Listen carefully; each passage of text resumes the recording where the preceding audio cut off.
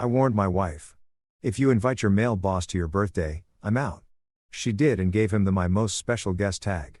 When she got back, her boss stormed in screaming about the company. His lawyer just called me. What did you make him do? You'd think after 6 years of marriage, my wife Camille would know I don't bluff. I'm not one of those guys who throws around empty threats like confetti at a New Year's party. When I say something, I mean it with the full weight of my law degree and the emotional exhaustion of a man who's been watching his marriage circle the drain like bathwater that just won't quite disappear. So, when I looked her dead in the eyes over our overpriced artisanal coffee one Tuesday morning and said, if you invite your boss to your birthday party, I'm out. It wasn't a cute line delivered for dramatic effect. It wasn't me being jealous or insecure or whatever pop psychology term she'd probably Google later to justify ignoring me. It was a survival warning, the kind you give someone before they step on a landmine disguised as a LinkedIn connection. But of course, she laughed. Not a small polite chuckle either. No, this was a full-blown head-thrown backhand like I just told her the punchline to the world's funniest joke. Relax, Mason, she said, waving her hand dismissively while scrolling through her phone with the other, probably already adding Grant to the guest list in her head. He's just my mentor, she said the word mentor the way someone might say Gandhi or Oprah, like this man was some kind of enlightened business guru who descended from the corporate heavens to bless her career with his infinite wisdom. Meanwhile, I'm sitting there thinking mentors don't typically text at midnight with messages like, don't forget the red dress. My favorite. But hey, what do I know? I'm just the husband, the guy who pays half the mortgage and apparently exists solely to nod along to whatever fantasy narrative she's spinning this week. Yeah, mentors, right? Because nothing says professional development quite like a married man reminding a married woman what color dress he wants to see her in. I'm sure that's covered extensively in all those leadership seminars she's always attending. Probably right after Synergy and before Paradigm Shifts. The whole thing made my skin crawl. But pointing that out would have just earned me another lecture about how I don't understand office dynamics and how networking is crucial in marketing. Sure, sweetheart. Network away. Just don't be surprised when your network starts looking suspiciously like an affair waiting to happen. I could already see the disaster forming in real time, like watching a loading bar fill up on the world's worst download. 1 dot, 2 dots, full signal, connection complete. Welcome to hell, population, your marriage. Camille had this irritating habit of mistaking attention for admiration. Like, she genuinely couldn't tell the difference between someone respecting her professional abilities and someone just wanting to get in her pants. To her, every compliment was genuine. Every lingering glance was appreciation for her innovative campaign strategies, and every late-night text was just her boss being really committed to the team's success. Meanwhile, I'm over here with a front-row seat to what's basically a slow-motion car crash. And I've got the habit of pretending to care about her office drama because that's what you do when you're married, right? You listen, you nod, you make supportive noises while internally calculating how much a good divorce attorney costs these days. That night, while Camille sat on our couch surrounded by laptop screens and notebook paper like some kind of party planning general orchestrating a military operation, ordering metallic balloons and a custom cake shaped like her initials because apparently in fondant is the peak of sophistication. I was ordering something else entirely, something she wouldn't see coming because she was too busy debating whether rose gold or champagne gold better matched her aesthetic. I pulled up my laptop, opened a secure browser, and started drafting an email to my firm's legal review department. Because here's the thing about being married to a marketing director who flirts for sport and treats professional boundaries like suggestions rather than rules. You keep receipts, you document, you prepare. Call it paranoid if you want, but I prefer the term strategically cautious. I've spent the last 6 years watching Camille navigate her career with the ethical flexibility of a yoga instructor, bending rules I didn't even know existed. She's charming. I'll give her that. She can walk into a room and have everyone eating out of her hand within 5 minutes, laughing at her jokes, agreeing with her ideas, generally acting like she's the most fascinating person they've ever encountered. It's a gift really. A gift that served her well professionally and made my life a special kind of complicated personally. Because when you're that good at performing, at making people believe whatever version of reality you're selling, the lines start to blur. What's real? What's strategy? What's just Camille being Camille? And what's Camille actively making terrible decisions that'll blow up in both our faces? I didn't need to be Sherlock Holmes to figure out where this birthday party situation was heading. Grant Whitmore, her boss, the guy who signs her paychecks and apparently her self-esteem, was going to show up. He was going to bring some expensive, thoughtful gift that proved he really knows her. He was going to make some toast or speech that walked right up to the line of inappropriate without quite crossing it. Because guys like Grant are masters at plausible deniability. And Camille was going to glow under all that attention like she'd been plugged into an outlet completely oblivious or maybe just willfully ignorant to how the whole thing looked, how it made me feel, how it made us look as a couple. But fine, she wanted to throw her party. She wanted Grant there. Who was I to stand in the way of her special day? I'm not a monster. I'm not going to ruin her birthday by throwing a tantrum or issuing ultimatums. She'd just ignore anyway. No, I'd do something much smarter. I prepare because Grant Whitmore wasn't just her boss. Grant Whitmore was the CEO of Whitmore & Associates, a mid-sized marketing firm that had recently landed on my company's radar for some questionable financial practices. Nothing concrete yet, just whispers, red flags, the kind of thing that makes compliance attorneys like me start digging. And wouldn't you know it, I'd just been assigned to the preliminary review. Conflict of interest. Absolutely. The kind that could tank someone's career if not properly disclosed and managed. The kind that made a wife posting Instagram photos tagged with most special guests look really, really bad for everyone involved. Did Camille know this? Of course not. She never asked about my work, never cared beyond vague questions about whether I had a good day or a stressful day. She had no idea I was currently knee-deep in files that could potentially send her precious mentor straight to corporate hell. So, while she hummed along to whatever pop song was playing through her earbuds, addressing invitation envelopes in her perfectly looped handwriting, I was opening secure documents, and making notes just in case, just because I'm the kind of guy who likes having options, who likes being 10 steps ahead, who refuses to be the idiot husband who didn't see it coming. Call it petty, call it calculating, call it whatever you want. I call it insurance. Camille's birthday party looked like what would happen if a corporate mixer and an Instagram influencer's dream wedding had a baby. And that baby had unlimited access to her father's credit card. I'm talking champagne fountains, plural, because apparently one wasn't enough to properly celebrate turning 32. There was a live band playing jazzy versions of pop songs. The kind of music that makes you feel like you're in a fancy hotel lobby waiting for someone important who's never going to show up. The lighting was so dramatically arranged with purple and gold uplights strategically placed around our backyard that even the cocktail shrimp on the appetizer table looked like they'd been professionally photographed for a food magazine. Everything had this glossy, overly polished sheen to it, like Camille had hired someone whose entire job description was make everything look expensive on social media, which knowing my wife, she probably did. This wasn't just a birthday party. This was content. This was her chance to prove to everyone following her perfectly curated Instagram account that she was living her best life, that she was successful and admired and surrounded by people who absolutely definitely weren't just there for the free premium alcohol. I stood near the bar because if I was going to watch this train wreck unfold, I was going to need something stronger than the cucumber water the catering staff kept trying to push on everyone and observe the guest list with the detached interest of an anthropologist studying a particularly bizarre tribe. There were her coworkers all dressed like they were attending a charity gala instead of a backyard barbecue that had gotten seriously out of hand. There were the neighbors looking uncomfortable and overdressed, probably wondering why they'd been invited to what was clearly not a neighborhood-friendly event. And there were the influencer friends, the ones who'd shown up with ring lights and phone tripods, already filming everything for their stories. I nursed my whiskey and watched Camille work the crowd like a politician on election night, touching arms, throwing her head back in exaggerated laughter, making everyone feel like they were the most important person she'd talked to all evening. It was impressive, really in a deeply exhausting sort of way. She was wearing the red dress. Of course, she was wearing the red dress. The one Grant had texted about. The one that probably cost more than our monthly utility bill. The one that hugged every curve and made sure nobody at this party could possibly forget whose birthday it was. Her hair was done in those perfectly imperfect waves that take 2 hours and a professional to achieve. And her makeup looked like it had been applied by someone who charged by the minute. She looked stunning. She always looked stunning. That was never the problem. The problem walked in at 8:15, fashionably late because men like Grant Whitmore think making an entrance is a personality trait. I saw him before Camille did. Watched him pause at the entrance to our backyard like he was waiting for a spotlight to find him. And I swear to God, I felt my blood pressure spike so hard my Apple Watch probably logged it as a workout.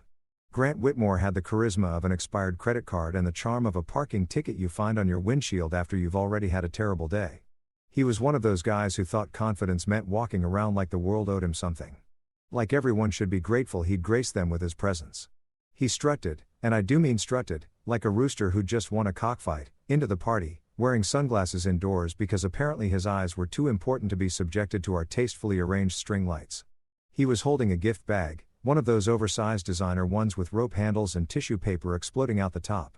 Like a particularly aggressive flower arrangement, carrying it like it contained the secrets of the universe, or maybe the Holy Grail, or at the very least something that cost more than my car payment.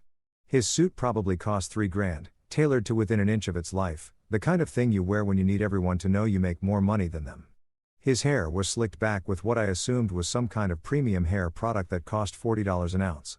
And he had that perpetual smirk that guys develop when they've spent too long believing their own hype. I watched Camille's face light up when she spotted him, watched her excuse herself from whatever conversation she was pretending to care about, and practically float across the yard to greet him. They hugged too long, too familiar. The kind of hug that makes everyone watching feel like they're intruding on something private. He said something in her ear that made her laugh.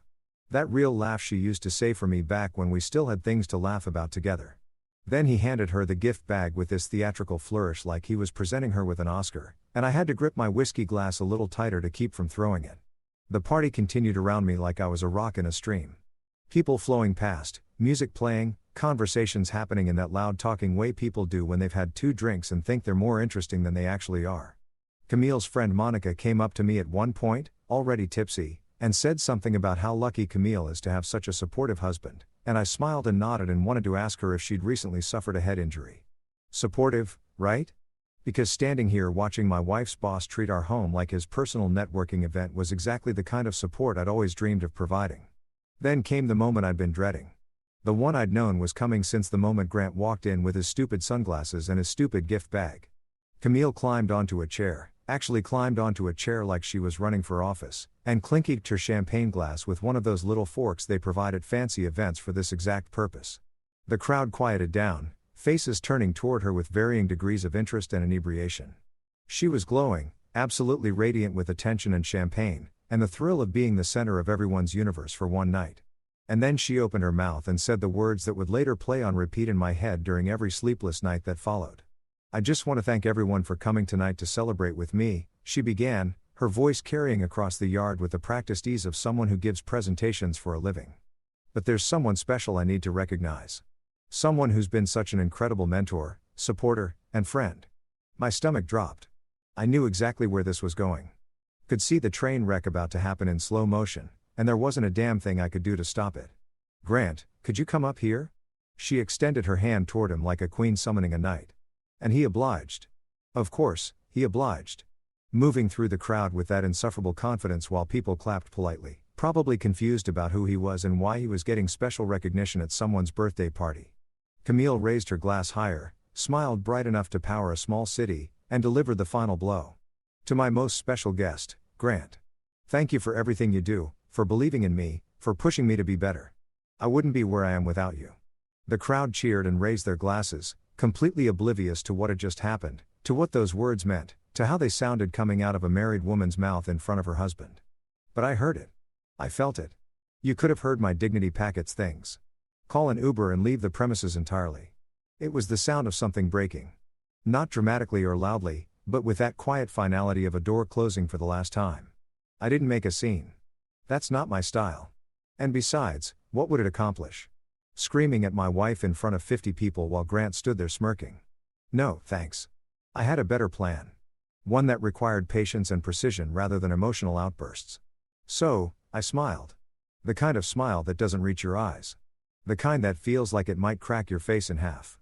I finished my whiskey in one long swallow, set the glass down on the nearest table with deliberate care, and walked over to where Camille was still standing on that chair.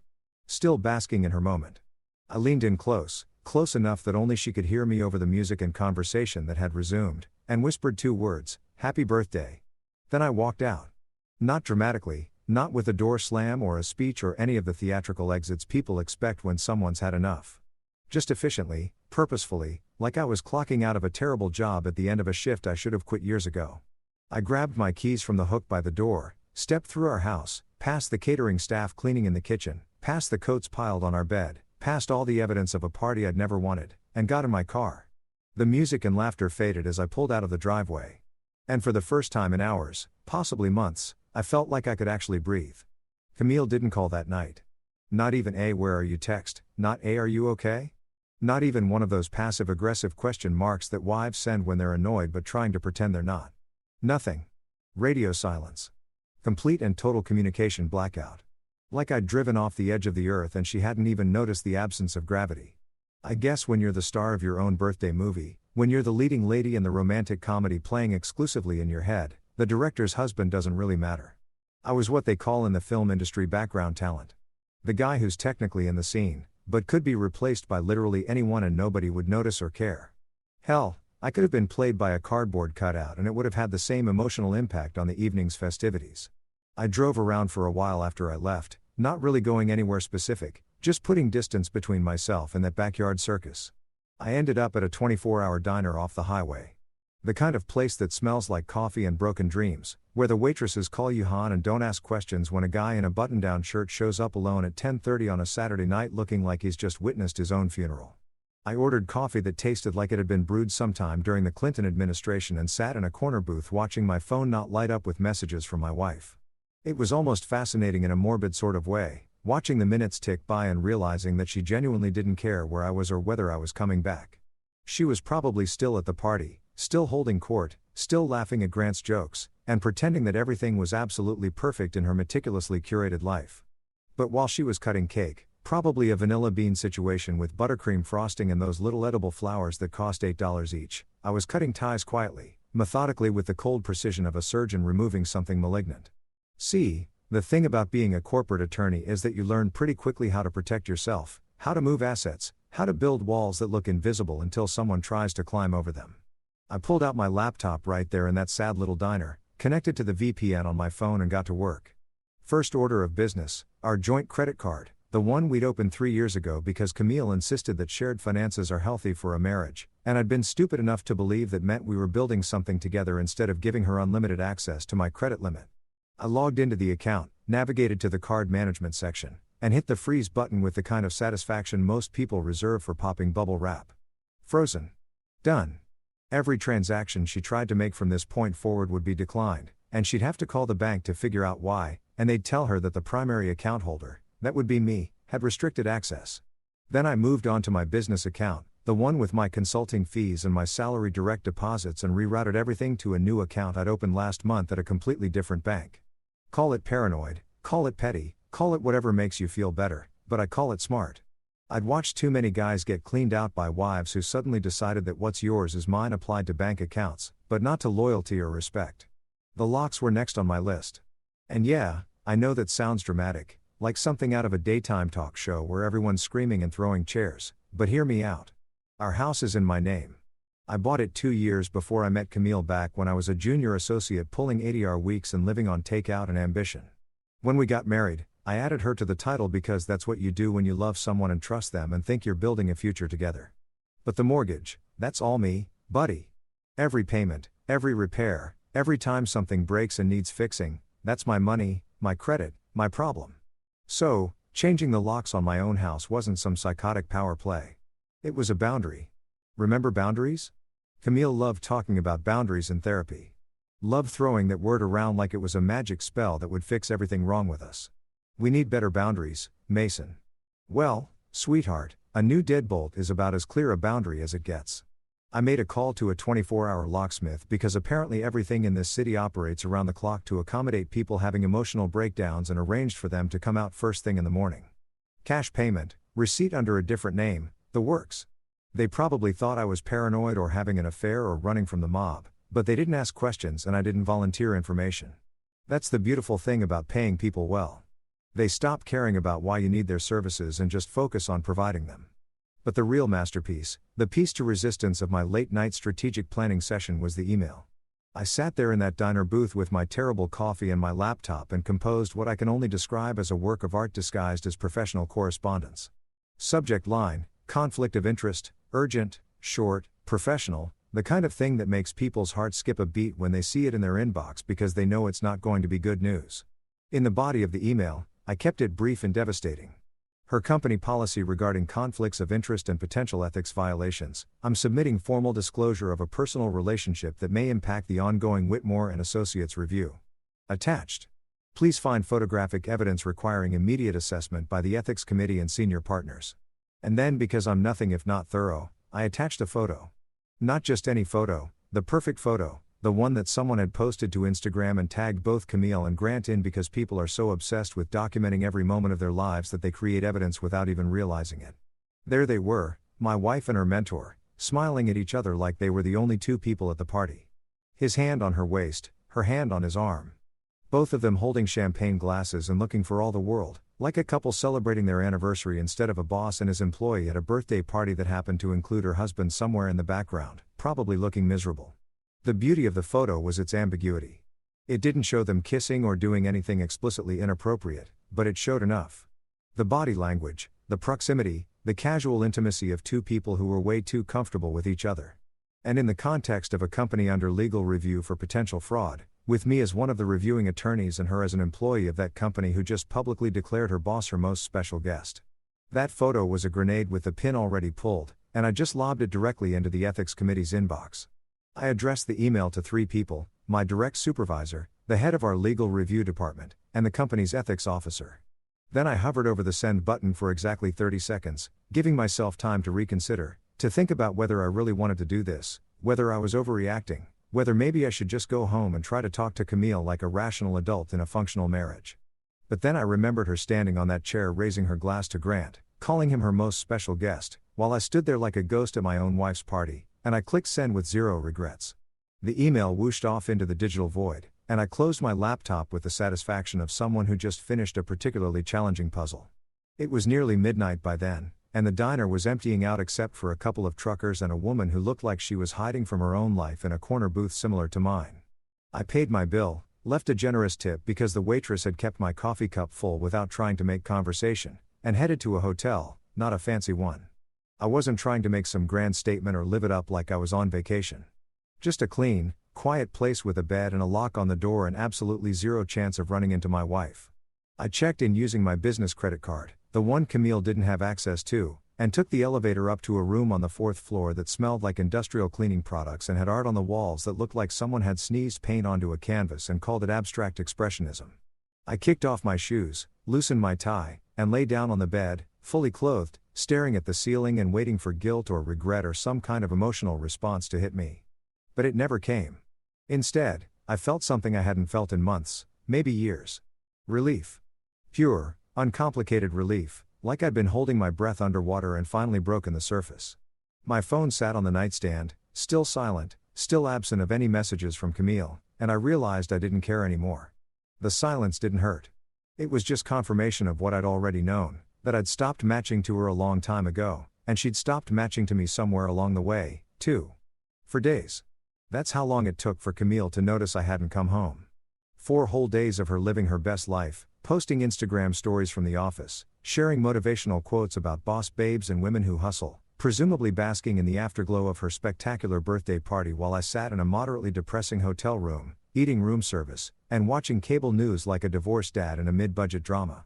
4 days of absolute radio silence, no calls, no texts, no hey, are you alive check-ins, nothing.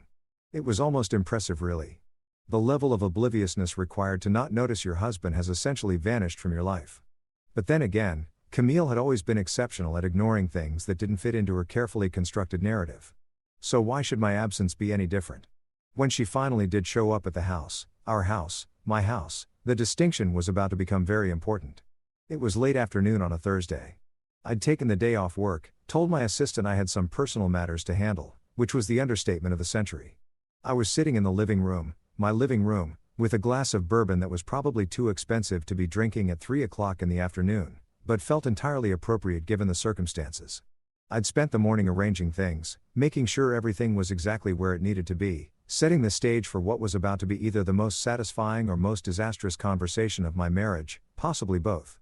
I heard her before I saw her, heard the click-clack of her heels on the front walkway, that confident stride she had, the walk of someone who'd just crushed a presentation or closed a deal, or maybe just received another midnight text from her mentor telling her how special she was.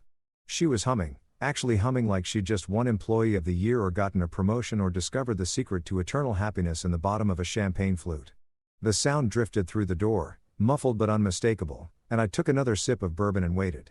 The door opened. She still had her old key, the one that was about to become a very expensive souvenir. And she breathed in like she owned the place, which legally speaking, she sort of did, but we'd get to that in a minute. She tossed her designer purse onto the couch, the kind of bag that costs more than some people's monthly rent, and always seemed to be spilling receipts and lipsticks and those little sample perfumes she collected from department stores. Her hair was perfect. Her makeup was flawless. Her outfit screamed, "I'm important and successful and definitely not going through a marital crisis." She looked happy, genuinely, annoyingly, obliviously happy. "Did you miss me?" she asked, her voice dripping with that playful tone she used when she thought she was being charming. Like this was all just a minor misunderstanding. Like, I'd stormed off after a little argument. And now we were going to kiss and make up and pretend everything was fine. Like, the last 4 days hadn't happened. Like her birthday party hadn't been a masterclass in humiliation. Like we were still playing happy marriage instead of whatever twisted game this had become. I looked at her over the rim of my glass, taking my time, letting the silence stretch out until it got uncomfortable. "Sure," I finally said, my voice flat and emotionless as concrete, like I miss food poisoning or jury duty or that time I had to get a root canal without enough anesthesia. Her smile faltered just a little bit. Confusion flickering across her face like she wasn't quite sure if I was joking or not. Spoiler alert, I wasn't. She opened her mouth to respond, probably to laugh it off or make some witty comeback. But then she noticed something. I saw it happen in real time. Watched her brain process the information. Saw the exact moment the confusion turned to realization. Her key was still in her hand. The old key, the one she just used to try to open the door. Except the door had already been unlocked when she turned the knob. She'd used her key, turned it, felt it move in the lock, but something had felt wrong. "Different elf, Mason," she said slowly, looking from the key in her hand to the door and back to me. Did you change the locks?" Her voice had lost that playful edge, replaced by something harder, sharper, like she was starting to understand that maybe this wasn't going to be the easy reconciliation she'd apparently been expecting. Her smile twitched at the corners, trying to hold its shape, but starting to crack around the edges. "Boundaries, remember," I said, settling back into the couch like I was explaining basic arithmetic to a particularly slow student. "You said they're healthy. You said we needed better boundaries in our marriage. I think those were your exact words during our last therapy session, which you skipped, by the way. So, I took your advice, and honestly, you were right. Boundaries are incredibly healthy, life-changing, even. I should have listened to you years ago." She just stood there frozen in the entryway with her expensive purse and her designer shoes and her perfectly styled hair, looking like someone had just told her that gravity was optional, and she wasn't sure whether to be excited or terrified. I could practically see the wheels turning in her head. Trying to figure out if this was some kind of elaborate joke, some test she was supposed to pass. Some game with rules she didn't understand. But this wasn't a game. Games have winners and losers. And at this point, we'd both already lost. I was just making sure the final score was accurately recorded. "I don't understand," she said. And for the first time and maybe ever, she sounded genuinely uncertain. Camille was never uncertain. She was confident, assured, always ready with an answer or an excuse or a perfectly crafted explanation for whatever situation she found herself in. But right now, standing in the doorway of a house she could no longer access without my permission, she looked lost. "Let me help you with that," I said, gesturing to the coffee table where a thick brown envelope sat, her name written across the front in my handwriting. It had been sitting there for an hour, positioned perfectly so she couldn't miss it, couldn't pretend she hadn't seen it, couldn't make excuses later about how she didn't know or didn't understand. "There's some reading material for you. Consider it a belated birthday gift since I apparently didn't get you anything memorable at your party. Well, except for the gift of my absence, but that doesn't really come with a card." She moved toward the table like she was approaching a bomb that might detonate if she breathed wrong. Picked up the envelope with hands that I noticed were shaking slightly. Good. She should be nervous. She opened it carefully, pulled out the papers inside, and I watched her eyes scan the first page, then the second, then back to the first. Like maybe she'd misread something. Like maybe this was all some terrible mistake that would clear itself up if she just looked at it from a different angle. This is our prenup," she said, her voice barely above a whisper. "But it's different. These terms." She looked up at me, her face gone pale under her foundation, all that confidence and swagger evaporating like water on hot pavement. "Mason, what is this?" "That's the updated version," I explained, taking another leisurely sip of my bourbon. "The one we signed a year ago when we refinanced the house. Remember you were so busy with that big campaign launch and I told you we needed to sign some paperwork for the Rafi and you said, and I quote, 'I trust you with anything babe, just tell me where to sign.' So I did. I told you where to sign and you signed right there at the bottom of page 6 and again on page 12 and once more on page 18. Your signature's all over this thing, very official, very legal, very much enforceable in any court in the state. She flipped through the pages frantically now, not really reading anymore, just looking for something that would make this make sense. Some loophole or escape hatch or evidence that this was all some elaborate misunderstanding. But this says Mason, this says I'm not entitled to anything. The house, your retirement accounts, your business assets, everything's protected. This isn't what we agreed to when we got married. This isn't. You're absolutely right. I interrupted, standing up and walking over to where she stood, close enough to see the panic starting to bloom in her eyes. This isn't what we agreed to when we got married. When we got married, we agreed to be faithful. We agreed to be partners. We agreed to respect each other and prioritize our relationship over our careers and not invite our bosses to birthday parties and call them our most special guests while our husbands stand in the corner like decorative plants. But then things changed, didn't they? Circumstances evolved. Situations developed and I adapted accordingly. You tricked me, she whispered, clutching the papers like they might transform into something else if she held them tight enough. You lied to me. You told me this was for the refinance. I told you we needed to sign paperwork for the refinance. I corrected, which was true. We didn't need to sign refinance paperwork. We also needed to sign an updated prenup, which I mentioned was included in the documents. You just didn't bother to read what you were signing because you were too busy, too distracted, too confident that I'd never do anything that wasn't completely in your best interest. You said you trusted me with anything, Camille. So, I trusted that you wouldn't read the fine print. Turns out we were both right. Camille tried pretending nothing happened for approximately 18 hours, which was actually longer than I'd expected given her usual inability to confront reality when it didn't align with her preferred narrative. She spent that night in the guest room, which was generous of me to allow, considering she technically had no legal right to be in my house anymore, but I'm not a complete monster, and emerged the next morning acting like we just had a minor disagreement about where to go for dinner rather than a nuclear detonation of our marriage. She made coffee, did her makeup, got dressed in one of those power suits she wore when she needed to feel in control, and headed off to work like everything was absolutely fine, and we definitely weren't 2 signatures away from divorce proceedings. I, meanwhile, worked from home that day because I had a feeling things were about to get interesting and I wanted a front row seat to the implosion. I set myself up in the home office with my laptop, a fresh pot of coffee, and the kind of anticipation you get right before a really good plot twist in a movie you've been waiting months to see. I'd sent that email 4 days ago, for days for it to circulate through the proper channels, for the ethics committee to convene, for people way above my pay grade to start asking uncomfortable questions about conflicts of interest and professional boundaries, and why exactly one of their reviewing attorneys had a wife who was publicly celebrating her boss while said boss was under investigation for financial misconduct. These things take time, bureaucracy being what it is, but I knew the clock was ticking. It was just a matter of when, not if. The call came at 10:47 in the morning. I know the exact time because I was watching the clock like a kid on Christmas Eve, except instead of waiting for Santa, I was waiting for karma to show up with receipts and a really bad attitude. I heard Camille's phone ring from where I sat in my office. Heard her answer it in that professional voice she used for work calls, all crisp and efficient and ready to solve whatever problem had come up. Camille Harper speaking, she said like she was auditioning for the role of successful marketing executive in a corporate training video. Then I heard the screaming, not her screaming, Grant screaming. I couldn't make out the exact words from where I sat, but I didn't need to. The tone was unmistakable. That specific pitch of panic mixed with rage that people hit when their entire world is crumbling and they need someone to blame. It was beautiful. Honestly, like listening to a symphony composed entirely of consequences. I took a sip of my coffee, perfectly brewed, strong enough to wake the dead, exactly the way I liked it, and waited. What? Grant, slow down. I can't. Camille's voice cut through the house, confusion turning to alarm. What do you mean the company? What lawyer? Grant, you're not making any sense. More screaming from his end, loud enough that I could hear it even though I wasn't on the call. Could hear him absolutely losing his mind in real time. What did you do? The company, his lawyer, just called me. Perfect timing. Absolutely perfect. I couldn't have choreographed it better if I tried. I imagine Grant in his corner office probably pacing back and forth in his $3,000 suit.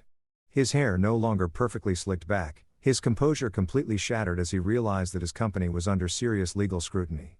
And it was all connected to a stupid birthday party where he'd gotten too comfortable, too cocky, too careless about boundaries and optics and the basic professional standards that exist for exactly this reason. See, here's what had happened.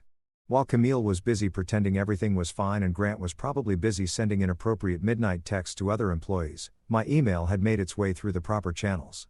The ethics committee had reviewed the photo, cross-referenced it with the ongoing investigation into Whitmore and Associates and realized they had a major problem.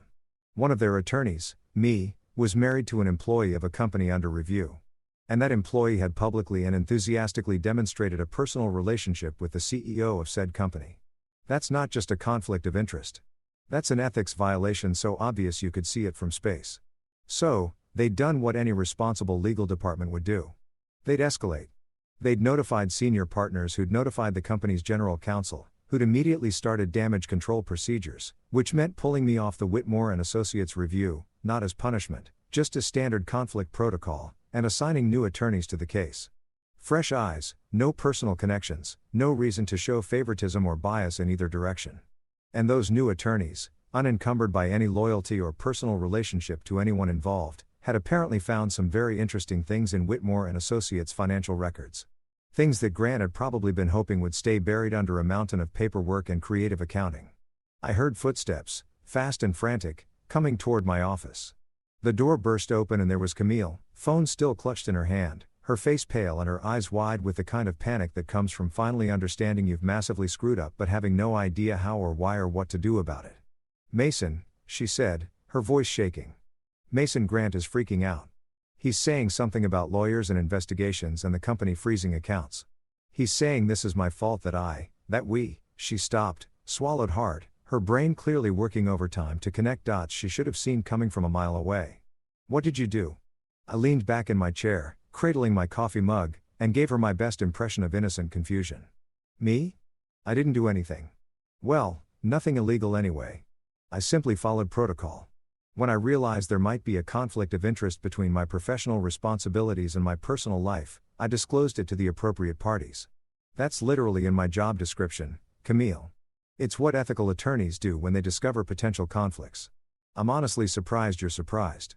You're the one who's always talking about integrity and professional standards and doing the right thing, even when it's hard. You reported us." Her voice cracked on the last word, like the full weight of what was happening was finally sinking in. "You told them about Grant and me. I reported a potential conflict of interest. I corrected, enjoying this way more than I probably should have. I submitted photographic evidence of a personal relationship between an employee of a company under review and that company's CEO. The fact that the employee happens to be my wife is unfortunate but irrelevant. The fact that you chose to make that relationship very public, very obvious, and very questionable in terms of professional boundaries, well, that's on you, sweetheart. I just provided the documentation." She stared at me like I'd grown a second head, like the man she'd married had been replaced by a stranger who spoke the same language but operated according to completely different rules. "But you're ruining everything. Grant's company, my job, my career. Mason, they're going to think I'm involved in whatever they're investigating. They're going to think I knew something, that I was part of it." "Were you?" I asked, genuinely curious. "Part of it? I mean, did you know Grant was cooking the books or fudging numbers or whatever creative financial gymnastics he was doing that attracted legal attention in the first place? Because if you did, you should probably lawyer up. Not with me, obviously, since I have that whole conflict of interest thing now. But maybe someone from another firm, someone who specializes in white-collar defense." "I didn't know anything," she practically shouted. Frustration and fear mixing into something close to hysteria. "I'm in marketing, Mason. I don't have anything to do with the financial side of the business. I just create campaigns and manage clients." And she stopped. Realization dawning. "This is revenge. You're doing this because of the party. Because I invited Grant because you're jealous and petty and jealous." I interrupted, setting my coffee down and standing up, walking toward her until we were face to face. "Camille, I'm not jealous. Jealousy requires caring about something enough to want to keep it. What I am is done. Done with being an afterthought in my own marriage. Done with watching you prioritize your boss over your husband. Done with being the guy who stands in the corner at parties while his wife toasts to someone else being her most special guest. This isn't revenge. This is consequences. There's a difference." Her phone rang again. Grant's name flashing on the screen and she looked at it like it was a live grenade. She didn't answer. Couldn't answer probably because what was she going to say? How is she going to explain that her husband had just professionally nuked both of them using nothing but proper legal protocol and a well-timed disclosure? The phone kept ringing, insistent and angry, and I could almost hear Grant on the other end screaming into the void, watching his company implode in real time because he'd been too arrogant to maintain appropriate boundaries with his employees. "You need to fix this," Camille whispered, her voice small and desperate. "Please, Mason, call them back. Tell them it was a mistake. Tell them there's no conflict. Tell them. No, I said simply, returning to my chair and picking up my coffee. I'm not fixing anything. This is the bed you made, Camille. Time to lie in it. Although, probably not in this house since legally speaking, you don't live here anymore. You might want to start looking at apartments. I hear there are some nice studios downtown, very affordable for someone who's about to be unemployed. Camille's office life crumbled faster than her gluten-free cake and with roughly the same level of dignity, which is to say none at all. It was actually impressive how quickly everything fell apart once the dominoes started tipping. Like watching a carefully constructed house of cards collapse in real time, except the cards were made of bad decisions and professional misconduct.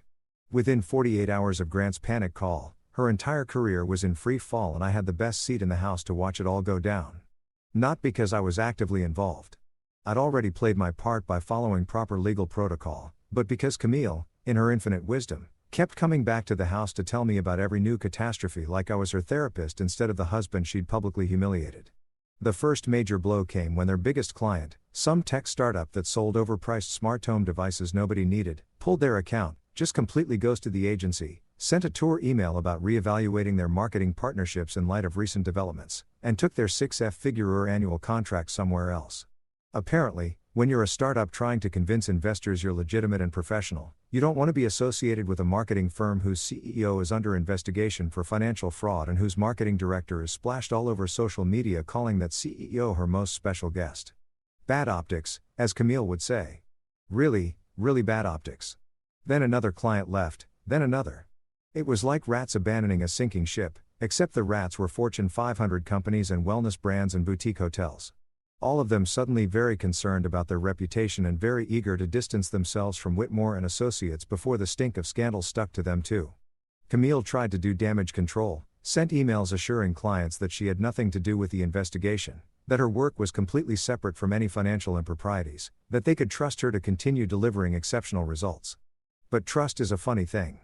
Once it's broken, it's really hard to glue back together, especially when the person asking you to trust them has recently demonstrated spectacularly poor judgment in both their personal and professional life. HR got involved next because of course they did. When you work at a company that's under legal investigation and you're publicly connected to the CEO in ways that look decidedly unprofessional, HR tends to take an interest in your activities.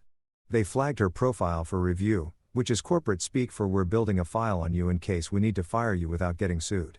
They started asking questions about her relationship with Grant, about whether any of her projects or promotions had been influenced by their personal connection, about whether she'd ever received preferential treatment or inappropriate communications. All very professional, all very by the book, all very much the beginning of the end.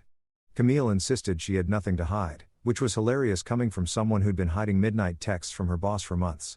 She sat through meetings with HR representatives who smiled with their mouths but not their eyes, who took notes on everything she said and probably didn't believe a word of it.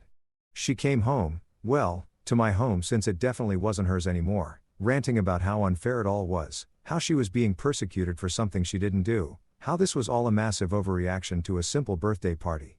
It was just a party, Mason. She'd scream at me while I made dinner and pretended to listen. People invite their bosses to parties all the time. It's called networking. Sure, I'd say, not looking up from the vegetables I was chopping. People also call their bosses most special guests all the time. Totally normal, completely professional. Nothing weird about that at all. The sarcasm was so thick you could spread it on toast. But Camille was apparently immune to subtext at this point. But the real nail in the coffin, the thing that transformed this from a professional disaster into a full-blown career extinction event, came courtesy of a blog called Corporate Confessions. If you've never heard of Corporate Confessions, congratulations. You probably have better things to do with your time than read anonymous workplace drama on the internet. It's basically a gossip site for office workers where people submit stories about their terrible bosses and incompetent coworkers and inappropriate office relationships all under the protective shield of anonymity. Think of it as therapy for people who can't afford actual therapy but can afford unlimited data plans. Someone, and I have my suspicions about who, though I'd never admit it in a court of law, submitted the story of Camille's birthday party to Corporate Confessions. And not just a bland summary either. This was a full expose complete with photos from Instagram, screenshots of Camille's toast to Grant, a detailed timeline of events, and some truly spectacular commentary about professional boundaries, and what happens when you mix personal ambition with terrible judgment. The article went live on a Tuesday morning, and by Tuesday afternoon it had been shared approximately 8,000 times across LinkedIn, Twitter, and every other social media platform where board office workers congregate to judge other people's mistakes. The headline alone was a masterpiece. When birthdays become evidence, a marketing director's guide to ending your career in one Instagram post.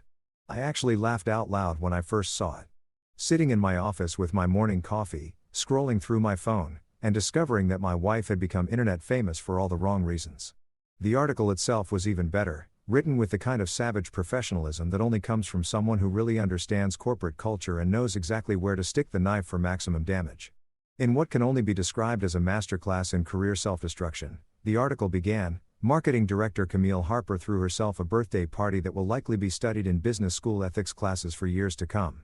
The event, which featured champagne fountains and enough Instagram content to fill a small database, might have been just another excessive millennial celebration if not for one tiny detail.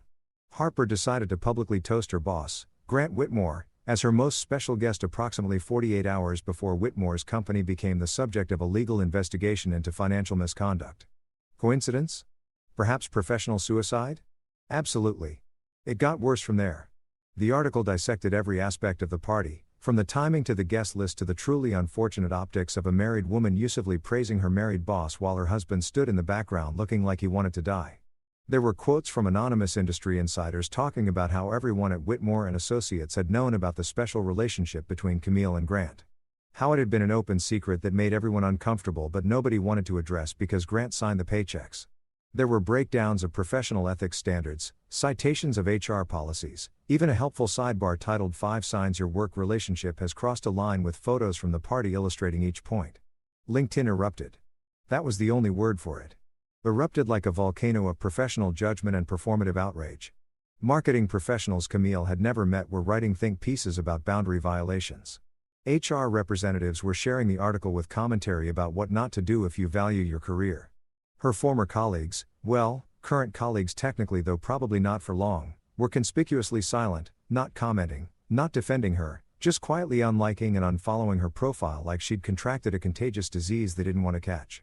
The meme started around Wednesday. Someone created a most special guest template with Grant's face photoshopped onto various inappropriate scenarios. Showing up to funerals, crashing weddings, sitting in on therapy sessions. Another person made a bingo card of corporate red flags with toasting your boss at your birthday party as the free space in the middle. A particularly creative soul edited the Titanic sinking scene with Camille's face on the ship and professional reputation written on the iceberg. The internet, as it tends to do, had taken a genuine disaster and transformed it into entertainment. Even Camille's intern, a 22-year-old kid named Tyler, who wore Supreme hoodies to the office and communicated primarily through memes, got in on the action. He posted a gif of Michael Scott from The Office with the caption, "When your boss's birthday invite turns into an HR investigation," and tagged it with crying, laughing emojis. The kid got 5,000 likes in 3 hours and a reputation as the funniest person at a company that was actively imploding. I actually respected his commitment to the bit. Camille, meanwhile, tried to do what people always do when the internet turns against them. She tried to delete everything. Her Instagram posts from the party disappeared. Her LinkedIn profile got scrubbed of any photos that included Grant. She even tried to get Corporate Confessions to take down the article, threatening legal action for defamation, which just resulted in them posting an update with screenshots of her threatening emails and a new headline. Marketing director threatens blog proves she still doesn't understand how the internet works. She called me during this digital purge, her voice tight with panic and rage. "You ruined my life," she shouted into the phone like I'd personally written the article and forced everyone on LinkedIn to share it. "Everything I've worked for, everything I've built, it's gone. My reputation is destroyed. Nobody will hire me now. This is all your fault." I was at the gym when she called on a treadmill having probably the best workout I'd had in months because stress apparently makes me run faster. "No, darling," I said, not even breathing hard. My tone is casual as if we were discussing the weather. "You did that with good lighting and bad decisions. I just provided the documentation.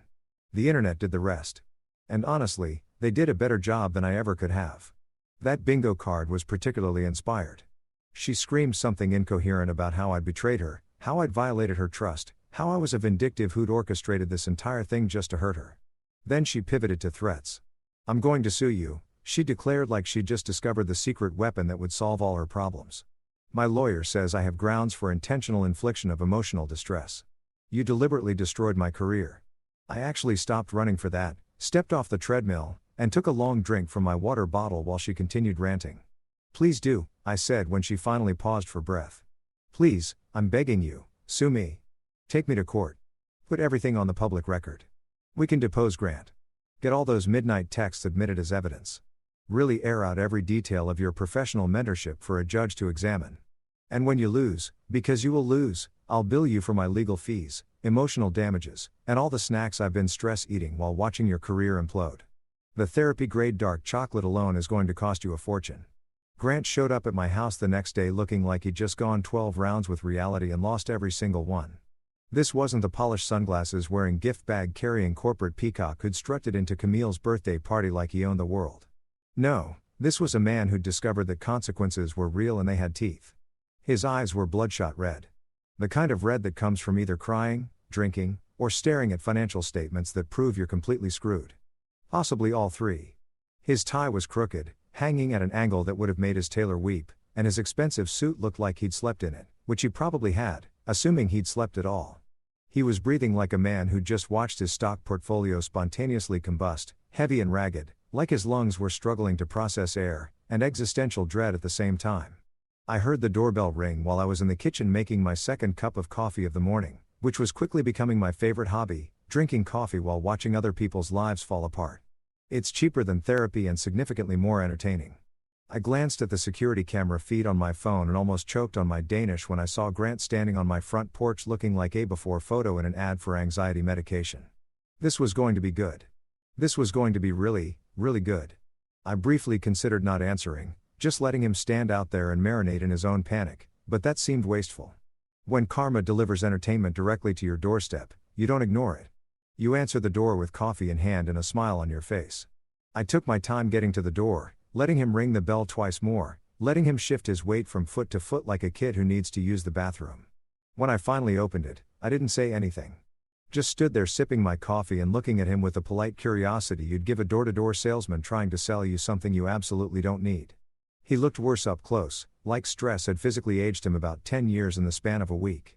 There were dark circles under his eyes that no amount of expensive skin care could hide.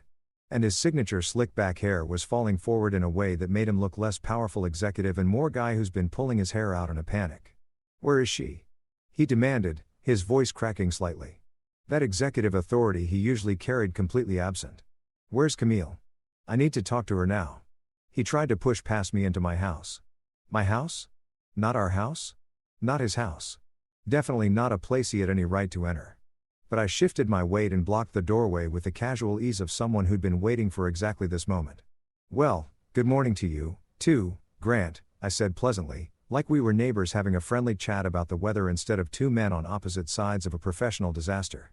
Beautiful day, isn't it? Would you like some coffee? I just made a fresh pot. It's that organic fair trade stuff Camille always insisted on buying.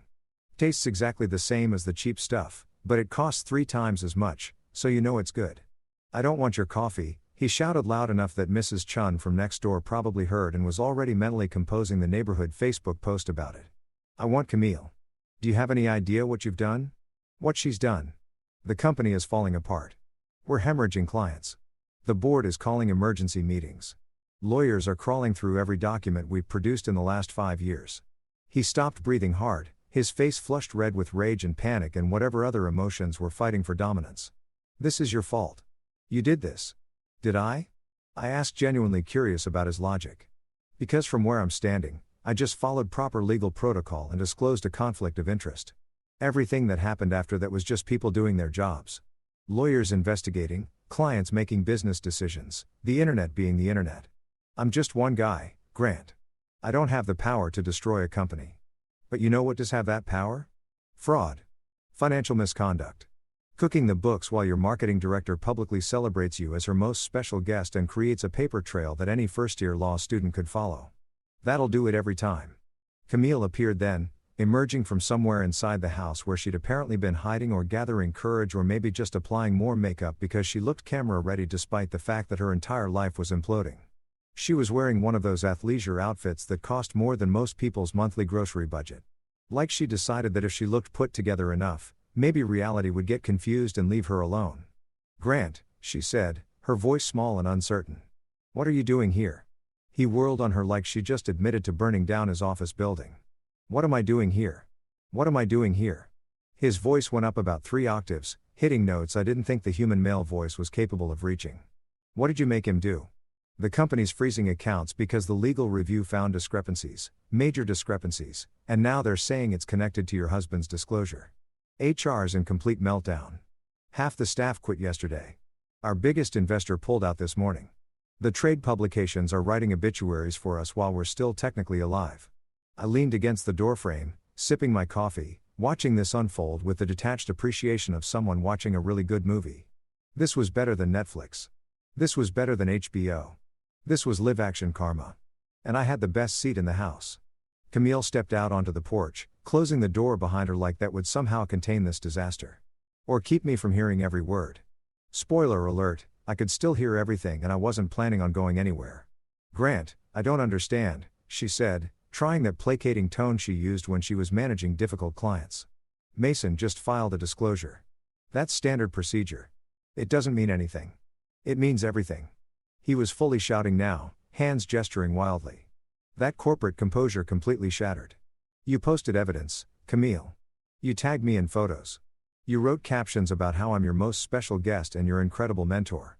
You created a public record of our relationship right as the company was under legal review. Do you know what that looks like? Do you have any idea how that appears to investigators? They're saying you might have known about the financial issues. They're implying you were involved. That maybe I told you things I shouldn't have. That our special relationship, he made angry air quotes, compromised the integrity of the company. Camille's face went pale. All that carefully applied makeup suddenly looking like paint on a statue. But I didn't know anything. I'm in marketing. I don't even have access to the financial systems. That's not what it looks like, Grant shouted, and I noticed his hands were shaking. It looks like the CEO and his marketing director were having an inappropriate relationship. And when the company started getting investigated, her husband, a lawyer, conveniently disclosed everything to protect himself while throwing both of us under the bus. I had to give him credit. That was actually a pretty accurate summary, though his use of the word inappropriate was doing a lot of heavy lifting. I cleared my throat from the doorway, drawing both their attention. I hate to interrupt what seems like a really productive conversation, I said. My tone so dry you could use it to start fires, but I feel like I should clarify something. I didn't throw anyone under any bus. I simply informed my employer that I had a personal connection to a company under review, which is literally required by my employment contract and basic legal ethics. What happened after that? The investigation, the findings, the clients leaving, the internet turning your birthday party into a meme. That's all just consequences of choices you both made. I'm not the villain in this story. I'm just the guy who pulled the fire alarm when I noticed the building was already burning. Camille turned to look at me, and there was something in her expression I'd never seen before. Genuine horror mixed with a dawning realization that maybe, just maybe, she'd massively miscalculated who she was married to. And what he was capable of. Mason, please, she said, her voice breaking slightly. Please fix this. You know people, you have connections. You can make some calls and explain that this is all a misunderstanding. Fix this. I interrupted, genuinely amused by the audacity. Camille, sweetheart, I'm a corporate attorney, not a wizard. I can't just wave a magic wand and make fraud investigations disappear. I can't unring bells or unpost Instagram photos or convince the internet to forget about the time you publicly declared your boss your most special guest. But you know what? Even if I could fix this, I wouldn't because I'm on vacation from stupid decisions. Your stupid decisions specifically. I've been enabling them, tolerating them, quietly managing them for 6 years, and I'm done. This is your mess. You made it. You can figure out how to clean it up. Grant took a step toward me and for a second I thought he might actually try to hit me, which would have been hilarious given that he had 50 pounds on me but looked like a stiff breeze would knock him over at this point. You self-righteous son of a, he hissed, his voice low and dangerous. You destroyed everything. My company, my reputation, Camille's career. You destroyed all of it because of what? Jealousy? Revenge? Because your wife paid attention to someone else. I sat down my coffee cup carefully on the little table by the door and looked him dead in the eyes. No, Grant, you destroyed everything because you couldn't keep your books clean or your hands professional. I just documented it. There's a difference. I smiled then. A real smile, the first genuine one I'd felt in weeks. But please keep yelling at me. Mrs. Chin next door has probably already got her phone out. This will make excellent content for the Neighborhood Watch Facebook group.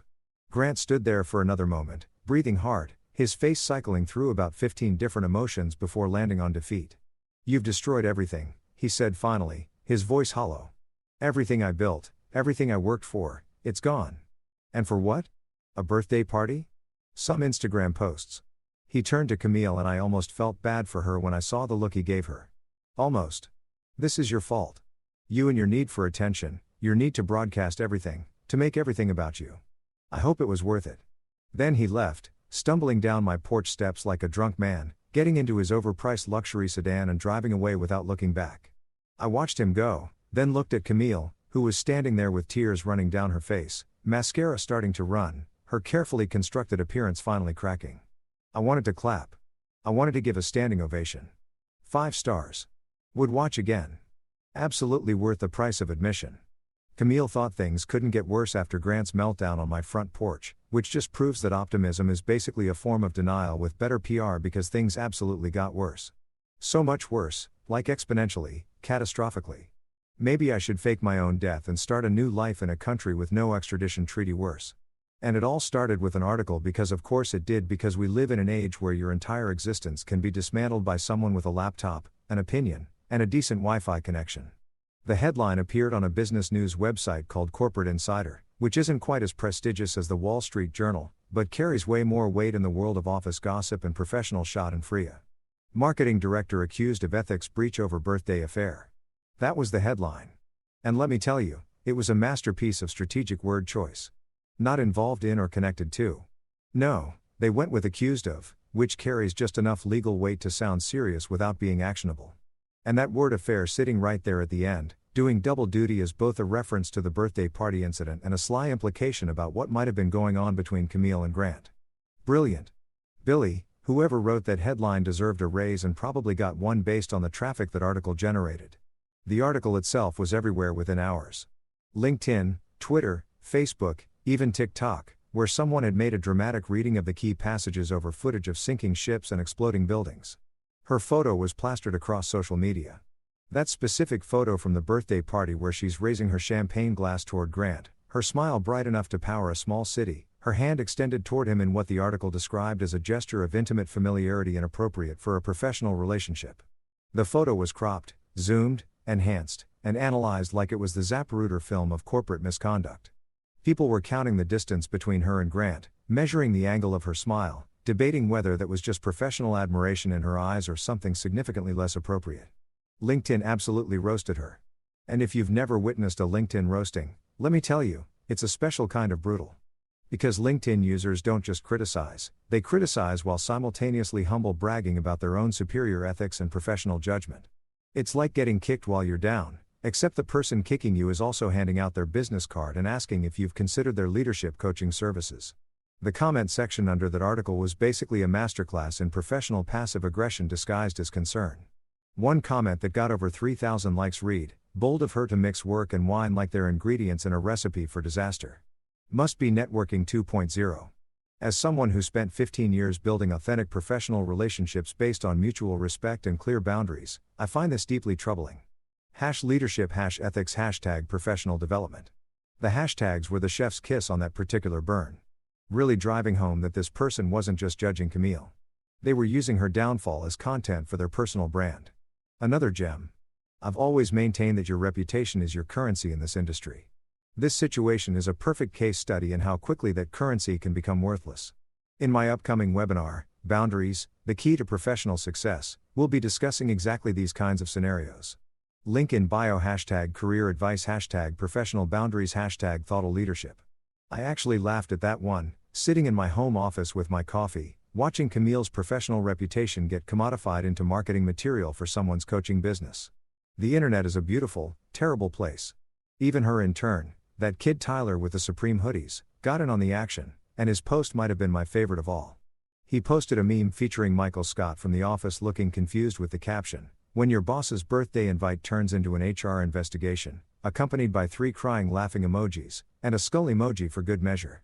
The kid got 5,000 likes in the first 3 hours, 1,500 comments ranging from "dead skull" to "this is why I love Gen Z," and a reputation boost that probably positioned him nicely for his next job interview.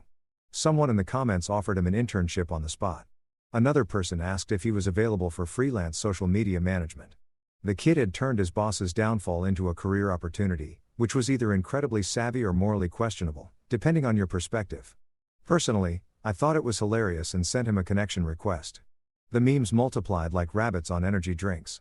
Someone created an inappropriate work relationship starter pack featuring a champagne glass, a red dress, sunglasses worn indoors, and a screenshot of Camille's most special guest toast. Another person made one of those corporate bingo cards where the free space in the middle said, "Publicly praising your boss at your birthday party," and the surrounding squares included gems like midnight text from CEO claiming its mentorship, spouse walks out mid-party and company under investigation. I saw at least 15 different variations of the "is this a butterfly" meme with someone pointing at a photo of Grant and asking, "Is this professional development?" Twitter was somehow even worse because Twitter users have mastered the art of being devastating in under 280 characters. Imagine ending your career over birthday cake. Couldn't be me. That one got 20,000 likes. She really said, "Let me destroy my marriage, my job, and my reputation in one toast." And then actually did it. Icon behavior. Honestly, 15,000 retweets. The way she tagged him most special guest like she was accepting an Oscar for worst professional judgment. 10,000 likes and 300 quote tweets. Each one more brutal than the last. Someone made a TikTok video with that "Oh No" song playing over a slideshow of photos from the party. Zooming in on Mason. That's me. Hi. Standing in the background of various shots looking progressively more dead inside. The caption read, "POV, you're watching your marriage end in real time, but the appetizers are really good, so you stay." It got 2 million views in 36 hours and spawned approximately 400 duet videos of people recreating my exact facial expression. I became a meme without even trying, which is either the height of modern fame or a sign that society has completely lost the plot. Probably both. Camille tried everything to stop the bleeding, which only made it worse because the internet never forgets and it absolutely hates when you try to make it forget. She started by deleting the original Instagram posts from the party, which was cute, but pointless since approximately 300 people had already screenshot them. Those screenshots were now circulating with watermarks and red circles and arrows pointing to every questionable detail. She scrubbed her LinkedIn profile of any photos that included Grant. But someone had archived her entire profile history and posted a before and after comparison with the caption, "The internet remembers a photo essay." She changed her privacy settings on every social media platform. But by then, her accounts had been screenshotted, her posts had been archived, and her digital footprint was preserved for posterity, whether she liked it or not. Then she made the classic mistake that everyone makes when the internet turns against them. She tried to fight back. She posted a statement on LinkedIn against my advice, not that she asked for it, explaining that the party had been a celebration with colleagues and that any implication of impropriety is completely unfounded and hurtful. The post was professional, measured, carefully worded to avoid admitting anything while also attempting to sound reasonable and victimized. It might have worked in a different context, maybe even 5 years ago before social media turned everyone into an amateur prosecutor. But in 2025, posting a defensive statement when the internet has already decided you're guilty is like throwing gasoline on a fire and expecting it to help. The comments started immediately. "So, calling your boss your most special guest is just colleague things. Good to know. The impropriety isn't implied. It's explicitly documented in approximately 50 Instagram posts. Ma'am, this is a Wendy's." That last one didn't even make sense in context, but got 800 likes anyway because internet humor operates on its own logic. Her former colleagues maintained radio silence, which spoke volumes in that specifically corporate way where not saying anything says everything. Nobody defended her. Nobody vouched for her character. Nobody posted supportive comments or tried to contextualize the situation. They just quietly unliked her posts, disconnected from her on LinkedIn, and pretended they'd never known her well enough to comment. It was the professional equivalent of watching someone drown from the shore and deciding that getting wet wouldn't be a good career move. Brutal, but understandable. Nobody wanted to tie themselves to a sinking ship, especially not when that ship was actively being mead into oblivion. The trade publications picked up the story next because apparently Camille's downfall was newsworthy enough to merit actual journalism.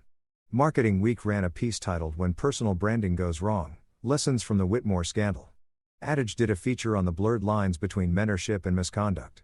Even Forbes got in on the action with an article about the hidden costs of workplace relationships that used Camille's situation as the lead example. She'd become a cautionary tale, a teaching moment, a case study in what not to do if you value your career or your sanity or your ability to show your face in professional settings ever again. I watched all of this unfold from the comfort of my home office, my sanctuary, my front row seat to Karma's greatest hits.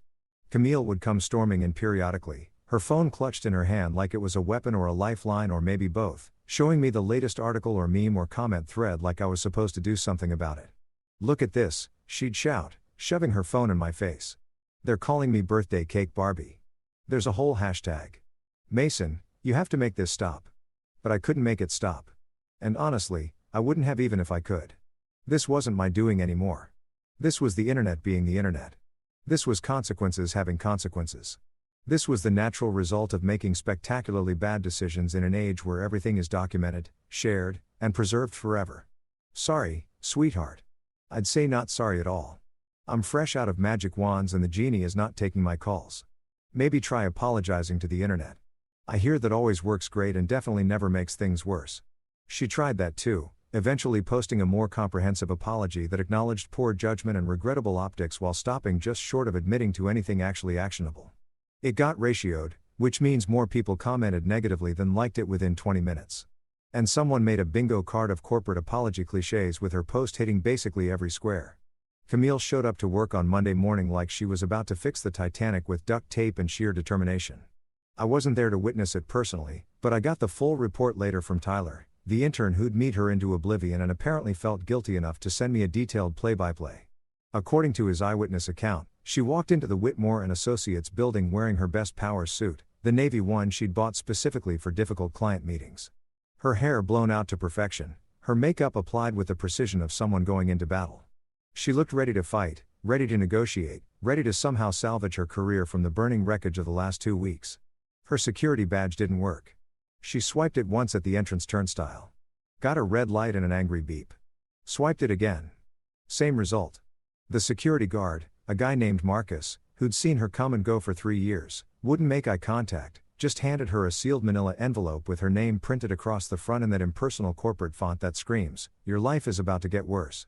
She apparently stood there for a solid 30 seconds, staring at that envelope like it might spontaneously combust if she looked at it hard enough before finally opening it with shaking hands. Inside was a single sheet of paper, not multiple pages of explanation or justification or carefully worded corporate doublespeak. Just one clean, brutal sentence. Termination of employment effective immediately. And there at the bottom, right above the company seal and the HR director's signature, was another name. A name that made her face go pale, made her knees literally buckle, according to Tyler's dramatic retelling. Authorized by General Counsel Mason R. Hale. She looked up from the paper, blinking like the letters might rearrange themselves into something different, something less devastating, something that didn't confirm her worst suspicion. "You," she whispered, though I wasn't there to hear it. "You did this," Tyler said. The security guard offered her a tissue box. Marcus, the real MVP of this story, apparently kept emergency tissues at his desk specifically for moments like this. Camille didn't take one. She just stood there staring at my signature, probably realizing that her husband, soon-to-be ex-husband, had just fired her using nothing but proper legal channels and perfectly executed revenge. I offered her silence. It was the kindest thing I could give. That night, Camille came home well to my house since calling it home implied she still belonged there and found me packing my suitcase. Not frantically, not emotionally, just methodically folding clothes and placing them in neat rows like I was preparing for a business trip that happened to be permanent. She stood in the doorway, mascara stir, pride shattered. "We can fix this," she whispered, her voice barely audible. I handed her the divorce papers I'd been saving for exactly this moment. Perfectly drafted, perfectly timed. "You already fixed it for me." As I walked past her, rolling my suitcase toward freedom, the doorbell rang. Excellent timing as always. A courier stood there holding an official-looking envelope, which he handed directly to Camille. She opened it with trembling hands, her eyes scanning the document before her knees gave out entirely. Legal notice. Repayment of performance bonuses totaling $130,000. Issued based on fraudulent company earnings under Grant Whitmore's direction. Due immediately. I stepped over her literally and walked to my car without looking back. No screaming, no dramatic speeches, no movie-worthy confrontations, just peace. Because some men destroy you with rage and violence and public spectacles. I prefer invoices and silence.